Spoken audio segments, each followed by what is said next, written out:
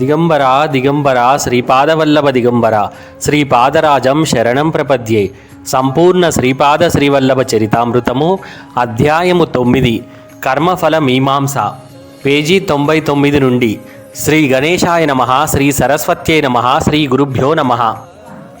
అంతటా నేను శంకర భట్టును ఇట్లంటిని, అయ్యా నాకొక సందేహము కలదు. శ్రీకృష్ణుడు భగవద్గీతలో కర్మఫలములు అనివార్యములని సెలవిచ్చినారు గదా, వాటికి నియమ ఉల్లంఘనము కాకుండా కర్మధ్వంసము నెట్లు చేసెదరు? సద్గురువులకు, సత్పురుషులకు, యోగులకు చేసిన దాన ధర్మముల ఫలితము. తిరుమలదాసు ఇట్లు చెప్పెను, శ్రీకృష్ణుడు కర్మ ఫలితములను అనుభవింపవలనని చెప్పెను గాని జాగ్రత్త అవస్థలోనే వారిని అనుభవింపవలనని చెప్పలేదు. వారిని స్వప్నావస్థలో కూడా అనుభవింపవచ్చును. భౌతికముగా శరీరముతో అనుభవింపవలసిన 10 సంవత్సరముల కర్మమును మానసిక క్షోభ వలననో స్వప్నములలోని మానసిక బాధల వలననో కొద్ది ఘడియలలో అనుభవించి రాహిత్యమును పొందవచ్చును. సత్పురుషులకు, యోగులకు దాన ధర్మములు సేవలు చేయుట వలననో దేవతా కైంకర్యములు చేయుట వలనను కూడా పాపకర్మ క్షయమగును. దేవతామూర్తులు పుణ్య స్వరూపములు. వాటికి కైంకర్యములు చేయుట వలన మన పాపము వాటికి ఆపాదింపబడి వాటి పుణ్యము మనకు ఆపాదింపబడును. పుణ్యమూర్తులకు దాన ధర్మములు సేవలు చేయుట వలన కూడా ఇదే విధముగా బదలాయింపు జరుగుచుండును. సద్గురువు తన శిష్యుని నుండి సేవలను గైకొని ఆ సేవా మధ్యమున శిష్యుని పాపకర్మలను తాను స్వీకరించి తన తపఃఫలమును సంక్రమింపజేయును. పాపఫలమును ఎవరో ఒకరు అనుభవించక తప్పదు. అయితే దేవతామూర్తులు, అవతార పురుషులు, మహాతేజోమూర్తులు గనుక, వారు అగ్ని స్వరూపులు కనుక తాము స్వీకరించిన పాపకర్మములను వారు దగ్ధము కావించగలుగుదురు. వారికి మనము పత్ర, ఫల, పుష్పాదులు సమర్పించిన కూడా మన పాపకర్మములు వారి పుణ్యరాశి పరస్పరము బదలాయింపు జరుగుచుండును. మన ఆర్తి, భక్తి, శరణాగతి ఎంత తీవ్రముగా నుండినా ఈ బదలాయింపు కూడా అంత తీవ్ర స్థాయిలో జరుగుచుండును. ఒక్కొక్క పర్యాయము తన ఆశ్రితుల పాపకర్మములను నిర్జీవ పదార్థములైన రాళ్ళు, రప్పలు మొదలగు వానికి శ్రీపాదుల వారు బదలాయించుచుందురు. ఆ రాళ్ళు, రప్పలను కొట్టుట ద్వారాను రకరకముల చిత్ర మార్గముల ద్వారాను వారు ఆ కర్మఫలమును ధ్వంసము చేయుచుందురు. దీనికి నీకు ఒక చిన్న దృష్టాంతమును చెప్పెదను, శ్రద్ధగా వినుము. శ్రీపాదుల వారు పుట్టినప్పటి నుండి వారికి పాల సమస్య ఉండెడిది. సుమతీ మహారాణికి తన బిడ్డకు కావలసినంత క్షీరధారలు లేకుండెను. వారి ఇంట ఒక ఆవు ఉండెడిది. వారింటనున్న కాలాగ్ని శమన దత్తునకు నైవేద్యముగా పెట్టుటకు స్వల్ప క్షీరము మాత్రము అవసరమగుచుండెడిది. ఆ ఆవు కేవలము స్వల్ప క్షీరమును మాత్రమే ఇచ్చుచు గోవత్సమునకు మాత్రము సంపూర్తిగా క్షీరమునిచ్చుచుండెను. అది ఒక వింత ప్రవృత్తిగా నుండెను.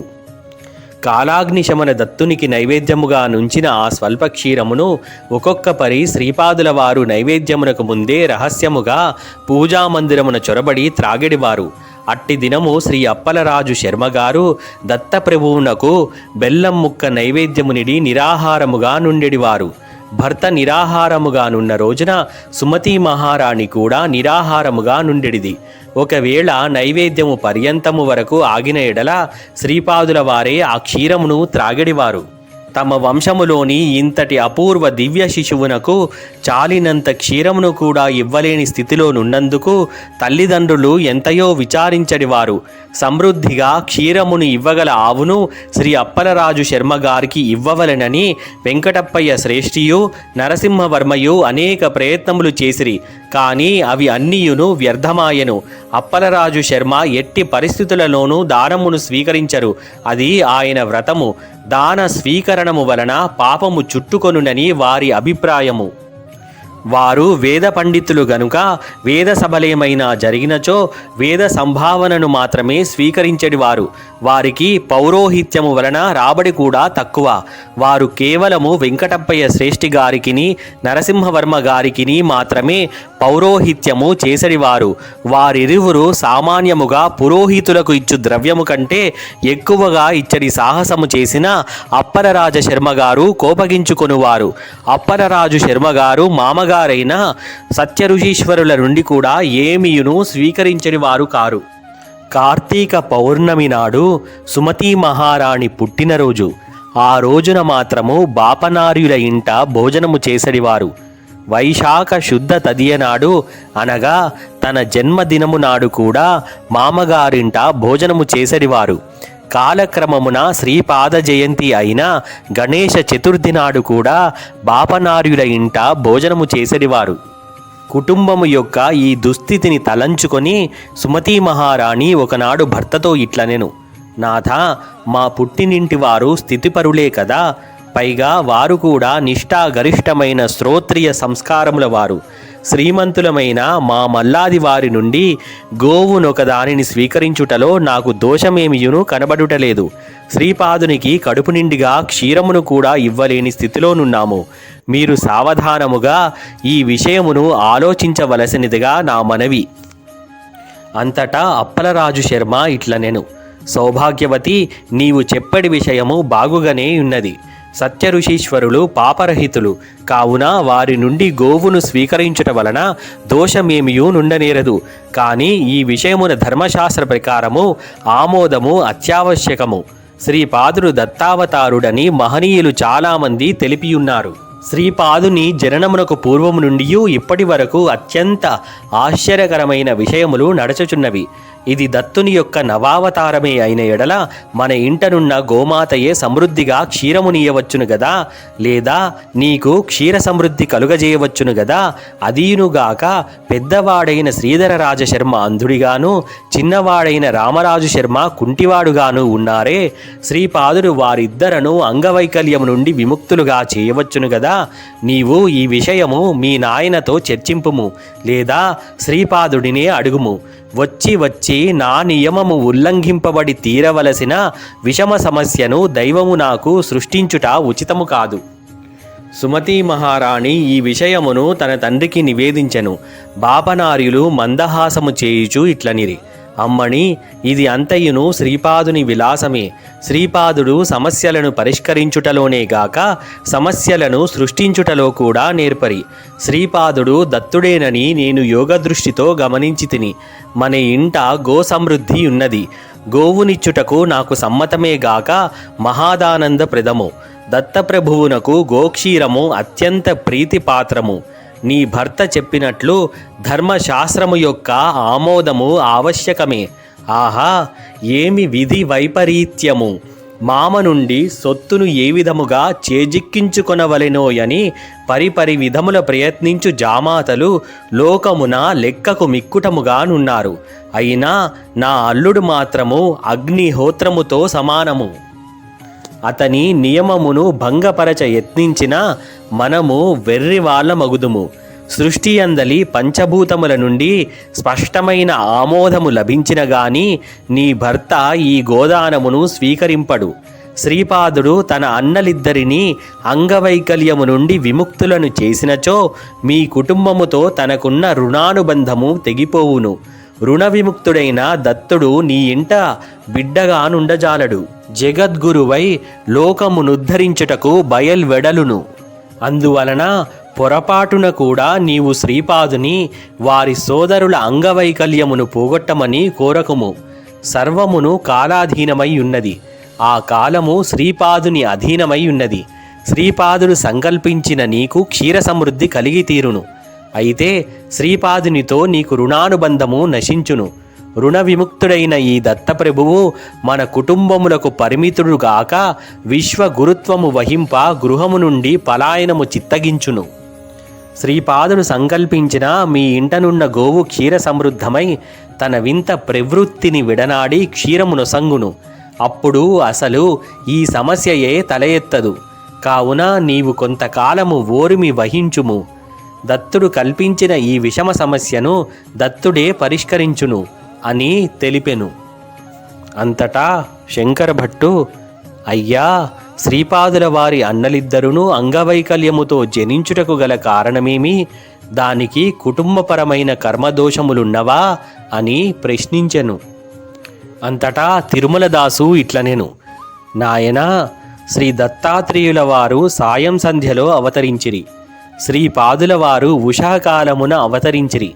రాబోవు శ్రీ నృసింహ సరస్వతి అవతారము మిట్ట మధ్యాహ్నము అభిజిల్లగ్నమునందు జరుగును. దత్తలీలలు అగాధములు. సాయం సంధ్య తరువాత చీకటి ఆవరించును. జీవులు నిద్రావస్థలో నుందురు. కావున దత్తావతారము యోగ సాధనలలోని పరిణామ క్రమములో సంపూర్ణ బాధ్యతను తాను వహించి జీవులను సుఖనిద్ర పుచ్చినది. ఎటు వెళ్ళవలెనో, ఏమి చేయవలెనో, పరిణామము యొక్క ఏ దిశలో కదలవలెనో జీవులకు అంతుబట్టని గాఢాంధకారము. జీవులకు తెలియకుండగానే వారిలో పరిణామమును సాధించుట దత్తావతార విశిష్టత. జీవులు ఏ ప్రయత్నమును చేయకయే లేదా స్వల్ప ప్రయత్నము చేతనే వారికి తెలియని రీతులలో అంతశ్చైతన్యము యొక్క అగాధ లోతులలోనూ పరిణామము వైపునకు పయనించిరి. ఇది కేవలము ఒక్క భూమండలమునకే పరిమితము కాదు. శ్రీపాదుల వారి ఆగమనము ఉషఃకాలమున జరిగినది. ఉషస్సునందు సూర్యభగవానుని సమస్త శక్తులను ఒక్కసారి విజృంభించి జీవులను పునీతులను చేయును. వారి ఆత్మ సూర్యునకు ప్రతీక. జీవులలోని వివిధములైన శక్తులు జాగృతమై వివిధ గతులలో నాట్యమాడుచు అనంత వైవిధ్యములో పరిణామము నొందుటను ఇది సూచించును. మధ్యందిన మార్తాండు చండ ప్రచండమైన స్వరూపము. ఆత్మసూర్యుడు తన సంపూర్ణ శక్తులను విచ్చలవిడిగా సమృద్ధిగా వెదజల్లుచు జీవులను జాగృతము చేయుట నరసింహ సరస్వతి అవతార ప్రయోజనము. ఈ విషయములు వారి యొక్క విశ్వవ్యాప్త చైతన్యమునకు సంబంధించిన విషయములు. దత్తావతారమునకును శ్రీపాద శ్రీవల్లభ అవతారమునకు మధ్య సమయమున కాళరాత్రి నడిచినది. అది కేవలము మహా అంధకార స్వరూపము. దానికి ప్రతీకగా పెద్దన్నగారైన శ్రీధర రాజశర్మ జన్మించిరి. ఆ రాత్రి గడచిన తదుపరి ఉన్న స్థితి సంశయములు, నాస్తికవాదములు, కుతర్కములు, వక్రభాష్యములు వగైరా ఉన్న స్థితి. దానికి ప్రతీకగా చిన్నన్నగారైన శ్రీరామరాజశర్మ జన్మించిరి. ఏ జీవి అయినను మహాంధకార సదృశమైన తమస్సును విడనాడి కుతర్కములు, శంకలు, వక్రభాష్యములు మొదలైన వాటితో కూడిన మనశ్చాంచల్య స్థితిని అధిగమించిన తదుపరి శ్రీపాద శ్రీవల్లభుల అనుగ్రహము పొందగలరు. ఇది దీనిలోని రహస్య విషయము. ఇవి జగత్తులోని జీవుల పరిణామమునకు సంబంధించిన విషయములు. కుటుంబపరమైన కర్మదోషములు కూడా కలవు. శ్రీ అప్పలరాజు శర్మగారు వెలనాటి మండలమునందలి వైదిక బ్రాహ్మణులైనను వారి కుటుంబమునకు గ్రామాధిపత్యము ఉండెడిది. శ్రీపాదుల వారి తాతగారు అనగా పితామహులు అయినవిల్లి గ్రామాధికారిగా నుండెడివారు. వారి కుటుంబములో గ్రామాధిపత్యము జ్యేష్ఠ కుమారునికి సంక్రమించుచుండును. శ్రీపాదుల వారి పితామహుల నామధేయము శ్రీధర రామరాజశర్మ. గ్రామాధికారము కలిగిన బ్రాహ్మణులు రాజశబ్దమును తమ నామధేయమునకు చివర కలిగియుండుట వారి సాంప్రదాయము. బ్రాహ్మణత్వమును సూచించున్నది శర్మ నామధేయము. గ్రామమునందు పంటలు పండినను పండకపోయినను జమీందారులకు పన్ను కట్టవలసి వచ్చేటిది. నిర్బంధముగా పన్ను వసూలు చేయవలసిన బాధ్యత గ్రామాధికారిపై నుండిడిది. అందువలన శ్రీధర రామరాజశర్మ తన ఇష్టాయిష్టములతో ప్రమేయము లేకుండా జమీందారు వారి ఆజ్ఞననుసరించి హింసా పద్ధతుల ద్వారా కూడా పన్ను వసూలు చేయవలసి వచ్చేటిది. అది వారి కర్తవ్యము, ధర్మము కూడాను. అయినను దైవము దృష్టిలో అది పాపకార్యమాయెను. అప్పలరాజు శర్మ జ్యేష్ఠ భ్రాతకు గ్రామాధిపత్యము సంక్రమించెను. తాతగారు చేసిన పాపకర్మముల ప్రభావము వలన శ్రీపాదుల వారి పెద్ద సోదరుడైన శ్రీధర రాజశర్మయు, చిన్న సోదరుడైన రామరాజశర్మయు అంగవైకల్యముతో జన్మించిరి. శ్రీపాదవల్లభుల వారు సాక్షాత్తు దత్తావతారులైనను తాతగారు చేసిన ఆ స్వల్ప పాపకర్మముల ప్రభావమును తాము కూడా అనుభవింపవలసి వచ్చినది. అందుచేతనే వారికి కూడా పాల సమస్య ఏర్పడినది. విశ్వప్రభువు తాను ఏర్పరిచిన నియమము సర్వులకు వర్తింపజేయును. తాను అవతారముగా వచ్చియున్నను కూడా కర్మ ఫలితమును తాను కూడా అనుభవించి చూపుట మనకు మార్గదర్శకత్వము వహించుటకే. శ్రీ పైండా వెంకటప్పయ్య శ్రేష్ఠియును, శ్రీ వత్సవాయి నరసింహవర్మయును శ్రీపాదుల వారిని తమ స్వంత మనుమని వలె భావించువారు. అందువలన వారు శ్రీపాదుల వారి పాల సమస్యను తీర్చుట ఎట్లా అని దీర్ఘముగా ఆలోచించిరి. వర్మగారు శ్రీ శ్రేష్ఠి గారిని పిలిచి, అయ్యా, దీనికి సరి అయిన ఉపాయమును మీరే చేయవలయునని చెప్పిరి. శ్రీ నరసింహవర్మ గారి వద్ద గాయత్రి అను పేరుగాంచిన గోమాత యొక్క సంతతి కలదు. దానిలో సర్వశుభ లక్షణములున్న ఒక గోవును వర్మగారి నుంచి శ్రేష్ఠిగారు క్రయము పొందినారు. విక్రయించగా వచ్చిన ధనమును వర్మగారు తమ వద్ద భద్రముగా నుంచిరి. ఇంతలో వర్మగారింట పౌరోహిత్యము నిమిత్తము అప్పలరాజు శర్మగారు వచ్చిరి. వారికి ఈ గోవిక్రయ ధనమును వర్మగారు సంగిరి. పౌరోహిత్యము జరుపునప్పుడు సంభావన నిమిత్తము సామాన్యముగా ఇయ్యబడు మొత్తము కంటే ఇది చాలా ఎక్కువగా నుండెను. అప్పలరాజ శర్మగారు ధర్మబద్ధముగా తాము తీసుకోవలసిన ద్రవ్యమును మాత్రమే తాము తీసుకొని మిగతా ధనమును తిరస్కరించిరి. అంతటా వర్మగారు తాము కూడా ఆ మిగతా ధనమును తీసుకొనుటకు అంగీకరింపలేదు. సుక్షత్రియ వంశములో జన్మించిన నేను దానమిచ్చిన సొమ్మును తిరిగి స్వీకరింపజాలననిరి. ఈ తగాదా శ్రీ బాపనార్యుల వద్దకు వచ్చినది. బ్రాహ్మణ పరిషత్తు సమావేశమైనది. సభలో శ్రీ బాపనార్యులు ఇట్లు ప్రకటించిరి: అప్పలరాజు శర్మ నిరాకరించిన ఈ మొత్తమును తీసుకొనుటకు ఇష్టపడేవారు తీసుకోవచ్చును. అనేక మంది బ్రాహ్మణులు ఆ మొత్తమును తమకు ఇప్పించవలసినదని పోటీ పడజొచ్చిరి. ఇది అంతయును విడ్డూరమైన విషయము.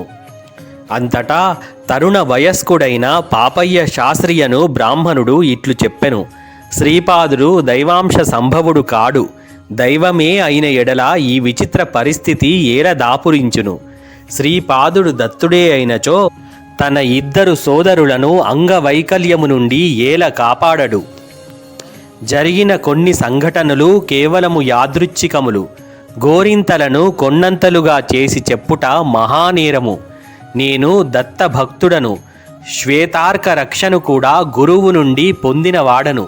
ప్రతిరోజు ఎంతయో జపము చేసుకొనుచున్నాను. నేను ఎటువంటి దానమును స్వీకరించినను మలినము అంటదు. యోగ్యుడనైన నాకు ఈ ధనమును ఇప్పించవలసినది అని అడిగెను. బ్రాహ్మణ పరిషత్తు పాపయ్య శాస్త్రికి ఆ ధనమును ఇప్పించెను.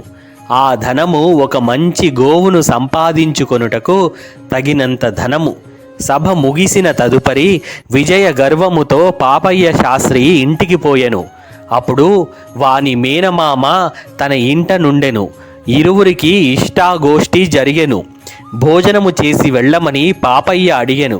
అతడు తాను సంవత్సరమునకు ఒకే ఒక పర్యాయము భోజనము చేసెదననియు ప్రస్తుతము తన మేనల్లుని ఇంట భోజనము చేయుట వీలు పడదనియు చెప్పి శీఘ్రముగా వెడలిపోయెను. మేనమామ వెళ్ళిపోయిన తరువాత పాపయ్య సాలోచనగా కూర్చొనియుండెను. అతని భార్య వచ్చి, స్వామి, ఇప్పుడు వచ్చిన ఈ మేనమామ గత సంవత్సరము చనిపోయిన మీ స్వంత మేనమామను అచ్చుగ్రుద్దినట్లు పోలియుండలేదా అనెను. పాపయ్య ఉలిక్కిపడెను. తనకు ఒకే ఒక మేనమామ ఉండెడివాడు. అతడు గత సంవత్సరము పరమపదించెను. ఇప్పుడు ఈ మేనమామ ఎవడు? తన బుద్ధి ఎంత భ్రమలో చిక్కుకున్నది. తనకు మేనమామ వరుస అయిన వాళ్ళు మరికొందరున్నను వారెవ్వరునూ ఇతనిని 100కి 100 పాళ్ళు పోలియుండలేదు. చనిపోయిన తన మేనమామ యొక్క ప్రేతాత్మన తాను చూచినది. అతని గుండె వేగముగా కొట్టుకొననారంభించినది. తనకు భూత ప్రేత పిశాచములతో ఎట్టి మంత్రతంత్ర ప్రమేయము కూడా లేదు. తాను ఉపాసించడి దత్తుని అనుగ్రహము నుండి తాను పతనమగుచుండెనా? రానున్నది తనకు చెడుకాలమా? మేనమామ వెళ్ళిపోవుచు నీవు స్వల్పకాలములోనే నన్ను కలుసుకొనగలవని ఆశించుచున్నాను అని చెప్పిన మాటలు అతని మనస్సును పరిపరి విధముల బాధింపదొడగెను. తాను ఆనతి కాలములోనే మరణించి తన మేనమామను పరలోకములో కలుసుకొనుటకు పోనున్నాడా? అతని గుండె బరువెక్కను. ఓం ద్రాం దత్తాత్రేయాయ నమః అని అతడు జపించుకొనెను. ఆ రోజు జపమును కూడా ఏకాగ్ర చిత్తముతో చేసుకొనలేకపోయెను. శ్రీ కుక్కుటేశ్వర ఆలయమునందలి స్వయంభూదత్తుని దర్శించుకొనుటకు పోయెను. దత్తమూర్తిని ధ్యానింపదొడగెను. ఆ ధ్యానములో తనకు శిరస్సు లేని దత్తుడు కనిపించసాగెను. అచ్చట కూడా జపము చేసుకొనుటకు కూర్చున్నప్పుడు మనస్సు చంచలముగా నుండెను. అర్చక స్వామి ప్రసాదమునిచ్చినప్పుడు ఆ ప్రసాదమంతయును విషపూరిత కలశమున ముంచి ఇచ్చునట్లు తోచెను. అర్చక స్వామి నవ్వుచూ ఏదో చెప్పుచుండెను. అయితే పాపయ్యకు మాత్రము ఈ ప్రసాదమును తిని తొందరగా మరణించుము అని వినిపించుచుండెను. పాపయ్య ఇంటికి తిరిగి వచ్చినప్పటికీ తన భార్య నుదుట కుంకుమ కనిపించదాయెను. నేను బ్రతికుండగానే కుంకుమ నేల తీసితివని అతడు భార్యను గద్దించెను. రూపాయి కాసంత కుంకుమ బొట్టును పెట్టుకొనియుండగా భర్త తననిట్లు గద్దించి మాట్లాడుట ఆమెకు వింతగా తోచెను. పాపయ్యకు మనస్థిమితము తప్పెననియడి ప్రచారము వేగవంతమాయెను. పీఠికాపురమున వదంతులు, పుకార్లు, విమర్శలు మెండుగా నుండును. పాపయ్యకు మానసిక చికిత్స, భూత చికిత్స మొదలైనవి చేయబడుచుండెను. తనకు పిచ్చి లేదనియు తాను చెప్పెడి విషయములన్నీయు యథార్థములేయని చెప్పుచుండెను. అచటనున్న జనులు పిచ్చివాడు కూడా ఒక్కొక్కప్పుడు తర్కబద్ధముగా మాట్లాడుచుండునని చెప్పుకొనసాగిరి. పాపయ్య భార్యకు ఒక మంచి ఆలోచన వచ్చెను.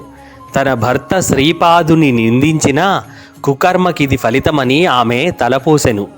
నోరు లేని పాషాణ మూర్తులైన దేవతామూర్తుల కంటే సశరీరుడై దివ్యాంశలతో వెలుగొందు శ్రీపాదుని శరణుజొచ్చుట శ్రేయస్కరమని ఆమెకు తోచెను. ఆమె శ్రీపాదుని ఇంటికి వచ్చినది. వానిని ఎత్తుకొని ముద్దాడినది. ఏకాంత సమయము చూసుకొని వానితో తన యొక్క దురవస్థను తెలిపినది. శ్రీపాదులు ఇట్లనిరి: అత్తా, ఇది అంతయును ఒక చిన్న సర్దుబాటుతో సమసిపోవును. నీవు నాకు మాతృ సమానురాలవు గనుక ఈ రహస్యమును నీకు చెప్పుచున్నాను. నీవు ఎంత మాత్రము ఆలస్యము చేయక నూతన గృహమును నిర్మించుకొనుము. నీవును మామయు వాస్తుపూజ చేసి నూతన గృహ ప్రవేశము చేసిన తదుపరి అంతయును స్థిమితపడును. శ్రీపాదులు తననిట్లు ఆజ్ఞాపించిరను విషయమును ఎవరికిని తెలియనీయక అద్దె ఇంటిలో ఉండుటచే ఈ కష్టములు తమకు సంప్రాప్తించినవనియు స్వంత గృహమును నిర్మాణము చేసుకొని తీరవలయుననియు తన వారితో చెప్పి ఒప్పించెను. పాపయ్యకు ఎవరో ఒక పాడుపడిన గొయ్యిని భూదానముగా ఇచ్చిరి. దానిని వెంటనే వ్యయ ప్రయాసల కోర్చి పూడ్పించిరి. నూతన గృహ నిర్మాణమునకు ఇంటిలోని ధన కనక వస్తువులు అన్నీయును వ్యయమాయెను. కొంత రుణము కూడా చేయబడెను. కొండరాళ్లను తెచ్చి శకలములుగా చేసి గృహ నిర్మాణమందు వాడిరి. గృహ ప్రవేశము జరిగిన వెనువెంటనే పాపయ్య స్వస్థుడాయెను. నాయనా శంకరభట్టు, పాపయ్యకు మృత్యుదశ నడుచుచున్నది. వానిని అపమృత్యు సంకటము నుండి శ్రీపాదులు రక్షించిరి. వానికి మానసిక క్షోభ, అవమానము, ధనవ్యయము మొదలైనవి కలిగించి కర్మధ్వంసము చేసిరి. అంతేగాకుండా పాపయ్య చెడు కర్మను కొండరాళ్లలోనికి ఆకర్షించి వాటిని శకలములుగా ఖండించుట వలన పాపయ్య కర్మను నశింపచేసిరి. కర్మధ్వంసమునకు సిద్ధులు, అవధూతలు ఉపయోగించు సిద్ధమార్గములు చిత్ర విచిత్రములుగా నుండును. స్వస్థుడైన పాపయ్యతో శ్రీపాదులు ఇట్లనిరి: నీవు ఎంతటి బుద్ధిహీనుడవు, బుర్రలేని వాడవు. నీవు మనసారా ఆరాధించు దత్తుడు సశరీరుడై శ్రీపాదుడుగా నీ ఎదుటనే ఉండగా కూడా గుర్తించలేని అభాగ్యుడవు. కుక్కుటేశ్వరాలయములోని పాషాణ దత్తమూర్తినే నీ రక్షకుడని నీవు నమ్మితివి. దత్తుడనైన నేను నీ పాపకర్మల సంచయమును కొండరాళ్లకు ఆకర్షించి వాటిని ఖండఖండములుగా చేయించి నీ కర్మను క్షయింపజేసి నీకు నూతన గృహమును కూడా ప్రసాదించి తిని నీవు సశరీరుడైయున్న ఈ దత్తుని యందు విశ్వాసముంచిన ఎడల నీ సంస్కారములన్నింటినీ నా శరీరముపైకి ఆకర్షించి నీకు కర్మక్షయము చేసి రక్షించడివాడను. భక్తుని యొక్క భావనను బట్టి దైవము అనుగ్రహించు ఫలముండును. ఈ లీల జరిగిన తర్వాత పాపయ్య శ్రీపాద శ్రీవల్లభుల వారిని దత్తావతారముగా గుర్తించిరి. శ్రీపాద శ్రీవల్లభులకు జయము జయము. సద్గురు పరబ్రహ్మార్పణమస్తు.